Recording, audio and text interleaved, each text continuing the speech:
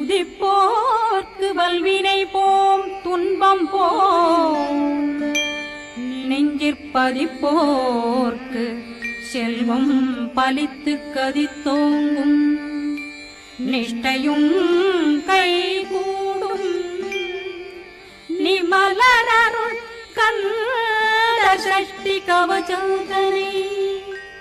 அமரரிடத்தீரவமரம் புரியாத குமரனடி நெஞ்சே குறி